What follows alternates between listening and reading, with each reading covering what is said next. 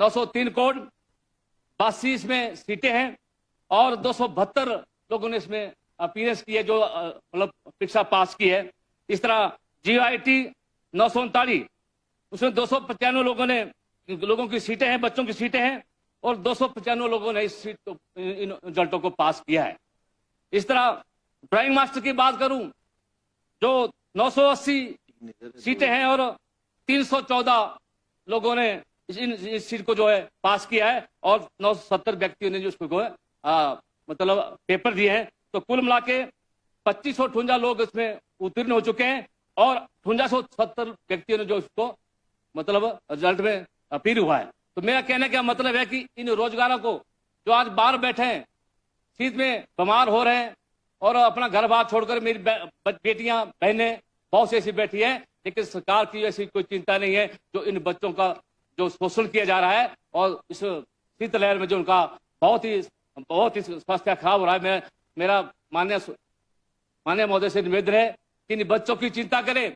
आप रोजगार की बात करते हैं, सरकार रोजगार देने की बात करते हैं, ये कहाँ का रोजगार है जो बच्चे कई दिनों से सड़कों में बैठे हैं। तो माननीय उपायुक्त महोदय, हिमाचल प्रदेश के कर्मचारियों की पेंशन की बात आती है, मैं भी इस हक में हूं, मैं भी सेवानिवृत्त कर्मचारी हूं, सेवानिवृत्ति ली है मैंने, लेकिन जहां पेंशन देने की बात है, इसमें कोई भी जिक्र नहीं है कि किस तरह की पेंशन दी जाएगी। अगर आप बता दें तो मैं एक सौभाग्यशाली व्यक्ति होगा जो आप मुझे बता देंगे कि किस तरह की पेंशन आप दे रहे हैं, कब से दे रहे हैं, किसको दे रहे हैं। आज आपके बिजली विभाग के कर्मचारी सड़कों में बैठे, उनको तनख्वाह नहीं है। आपके ट्रांसपोर्ट विभाग के कर्मचारी तनख्वाह में तरस रहे हैं। आउटसोर्स कर्मचारी नौकरी को तरस रहे हैं, जिनको आपने 10,000 लोगों को बाहर निकाल दिया। आप कहते हैं कि हम रोजगार देने की बात करते हैं, तो रोजगार देने की बात कहाँ है? आज सड़कों पे उतरे हैं। तो मेरा आपसे पैसे निवेदन है, जो आपने पेंशन देनी है उसको पहले निर्धारित कीजिए, ताकि आप आज जो कर्मचारी जो ठगा महसूस कर रहे हैं, क्यों ठगा महसूस कर रहे हैं? क्योंकि उनके पास अभी कोई ऐसा प्रावधान नहीं है जो ताना बुना आपने बुना है। चाहे 40% की बात है, चाहे 30% की बात है, चाहे 20% कटौती की बात है, इसमें दर्ज हो रही है।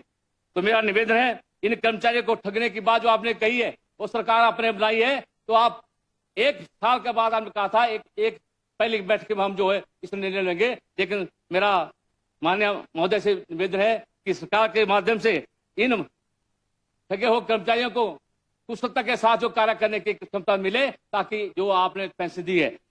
माननीय महोदय, आपने अपनी भाषण और महाराजा वाले भाषण में कहा कि 1500 रुपए प्रति माह देने के बाद महिला को कही है, और जो 1500 रुपए आज इंतजार करी है, उन्हें अपने अपने बटुओं से ला लिए।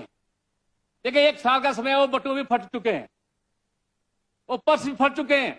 लेकिन साथ साथ जहां आपने कहा कि इस घोषणा पत्र में कोई भी गारंटी संपूर्ण नहीं हो पाई है, कोई भी ऐसी गारंटी संपूर्ण नहीं हो पाई जो आज दिखाने के लोग हो। आज महिलाओं का आपने शोषण किया है, उसका नतीजा आपको लोकसभा के चुनाव में भुगतना पड़ेगा। यह आपको मैं फिर से दर्शाता हूं। माननीय महोदय, आपने बस अड्डों की बात कही है।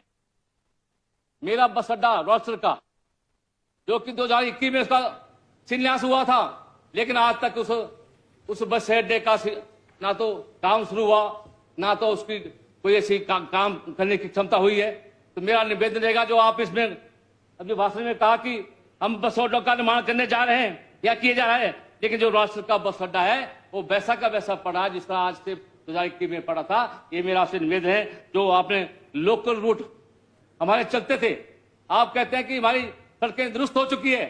मैं कहता हूँ सड़कें कहाँ दुरुस्त हुई है? अगर लोकल रूट आपने बंद किए हैं, उसी बस से बंद है, तो सड़कें आपकी दुरुस्त नहीं हुई है। अभी कहीं डंगे लगने हैं, कहीं अभी टायरिंग होनी है या गड्ढे पड़े हैं। तो मेरा निवेदन रहेगा, जो सफाई का प्रबंध है उसको सामने लाए, ताकि इन बसों का रूट जो चल सके। ये मेरा कहना है।